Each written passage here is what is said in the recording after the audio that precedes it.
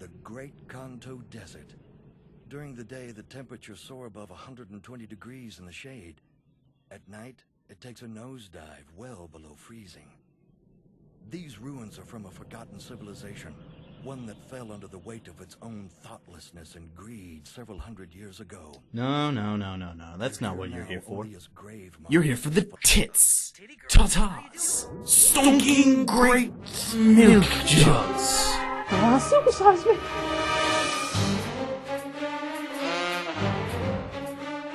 So after a double dose of lovey-dovey, I thought it was time to watch a man's show, get those man points back up. And what better way to do that than with this, the borderline hentai extremely ecchi fun bag fest known as Desert Punk. Here in this show, we follow the exploits of badass mercenary extraordinaire Tsunenobu, also known as a Desert Punk. I have a reputation as a man that will complete any job given to me. It's not a reputation I intend to lose. I work too hard for it. So why don't one of you three slobbering Nimrods tell me? Where the hell is that damn hideout of yours, huh? I ain't gonna say it again. Fess up! I command answers. I'm gonna keep beating you until you tell me. Answer me. Where is it? To explain what this show is, let me make a comparison. Desert Punk is like Trigun. Yep. Wait for it. Trigun has deserts, it has gunfights, and overall it's a show that takes itself really seriously, but has tons of funny gags and hilariousness mixed in to make it a really good show. Now, take that last bit, reverse it, and up the perversion level to over 9,000 at least, and that is Desert Punk. It is so chock full of old man jokes. And by old man, I mean the really perverted kind. It's like if they took 100% perverted Chobits and injected it into the show, and then just increased everyone's breast size with this like little thingy that you have on those RPGs nowadays, the little slider. And I'm rambling. Anyway, let me try and describe the show for you. The show takes place in a post-apocalyptic wasteland known as the Kanto Desert, where there exists a story about an elite mercenary whose abilities surpass all of his peers with his feats of skill and daring while on the job. He holds a reputation for always completing every job he has ever taken on. He is the Desert Punk. There's only one small problem.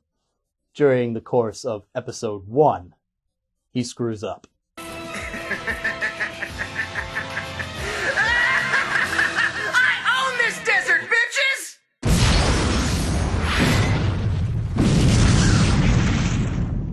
And his whole reputation goes down the tube after one of his jobs is stolen from him by his milk jug rival, Junko.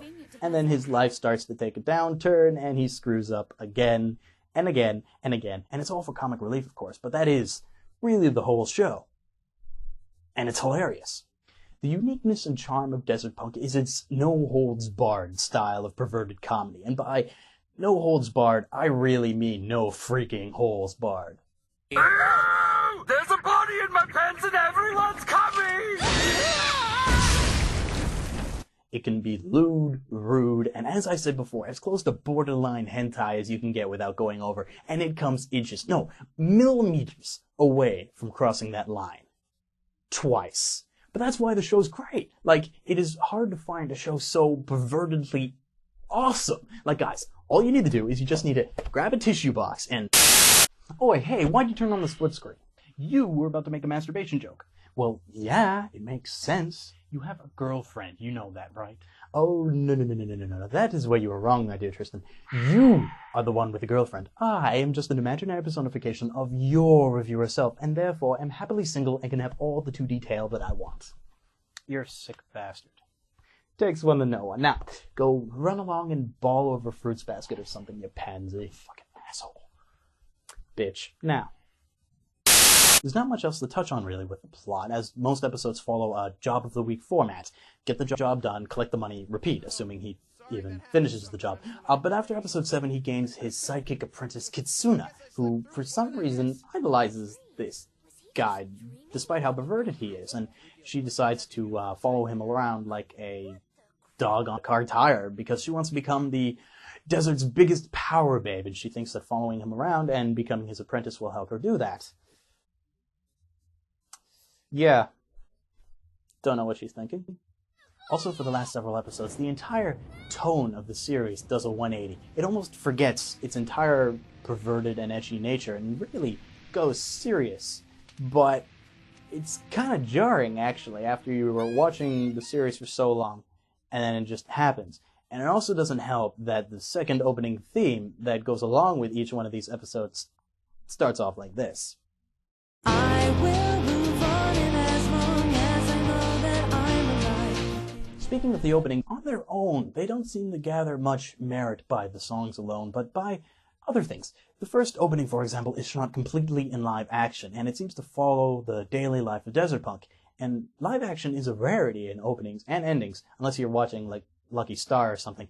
Though I will say that whoever they got playing Kanta doesn't seem to have Kanta's, short stature. And as I said, the second opening doesn't really make sense with that half of the series, because it's like tits, tits, tits, tits, tits, and then serious show. It's kind of jarring, actually. That's why they invented skip buttons, dear children. That is exactly what you should do. Or what I did. Anyway, next. The music itself, though, is interesting because the majority of it is either orchestrations or jazz for the two aspects of the show, respectively. You got orchestrations for the action, and you have jazz to make softcore pori music for practically everything else. The animation is fairly good, actually. Gonzo helmed this one, and they decided to actually throw money into it, unlike other shows that they have animated. See previous reviews. And Desert Punk definitely shows some of their best work. Now, why they decided to make a comedy that is completely nonsensical and more or less not serious at all, besides the last couple of episodes, I don't know. But hey, I'm not going to complain. Whatever ups the entertainment value is fine by me. I can't really compare the two dubs for this one because I've only ever watched it in English, and of course that's going to be my recommendation. That doesn't mean that the sub is bad at all. It's just, here's my usual train of thought. If the dub is really good and I enjoy it, I have no need to watch the sub. That's how I do it. Like, Eric Vale did a brilliant job with Kanta. Lucy Christian, no surprise. Great Kitsuna. And I'm even including the supporting characters like Stephanie Young for Junko and the hilarious Kenny Green as Rain Spider, who wins the most awesome line award for saying... There's a body in my pants and everyone's coming! So yeah, the dub was awesome. Next. Finally, to wrap this whole thing up, if you have a very astute gutter mind, like I do, you're going to find this show freaking hilarious. If not, you will probably think it's one of the most disgusting things you have ever seen. So that's up to you. Funimation is the one distributing this one, and it is a Viridian collection. Now, I've bashed Viridian collections quite a bit over the past couple of weeks, but this one has held up surprisingly well, despite the fact this is the oldest Viridian collection that I own. It also is chock full of extras, which are awesome. And normally Viridian collections have only bare bones anime content, so it's a real treat. Like, what's on here? The original Japanese extras from the Japanese DVDs are all on here with subtitles, and that's pretty good. You have commentary from the English staff, as well as the auditions for the dub, and that's great. There's also on the final disc, there's this one track, or not track, it's one clip that's like punk-isms, is what they call it. And they just go through the entire show and show all of the weird slang that they use in the dub. And it's like... And finally, they have the as seen on TV mode for several of the episodes. And what this is you've seen the nature of this show.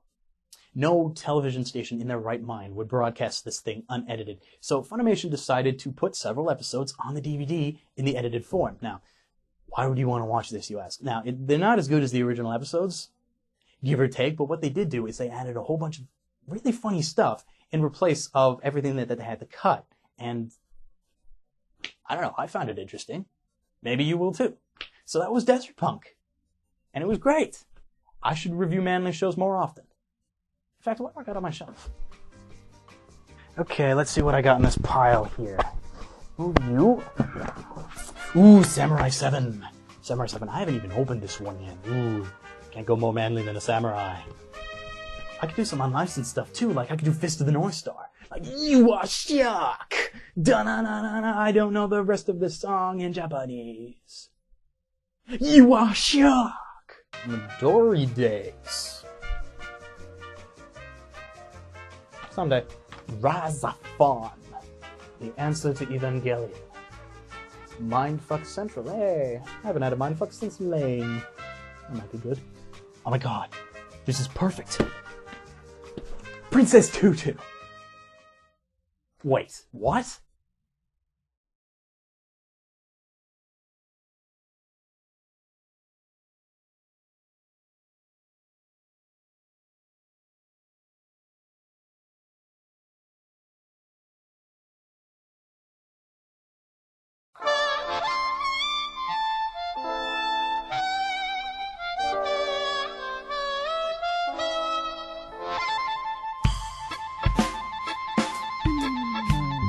Start with one circle, add one more circle, then add one more big circle, then a raincoat blowing in the wind. Oh, don't forget about the sunshade now. His part is the blackest in the desert. This part is the blackest. Shotgun is what he's gonna use, and then you've got yourself a Cinnabon Zoo.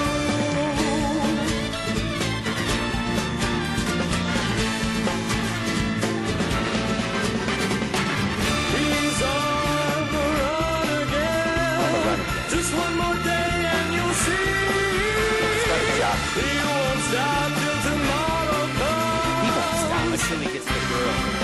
Until he gets the girl. Look at that girl! Risking your life is what you do, what you do. It's what you do.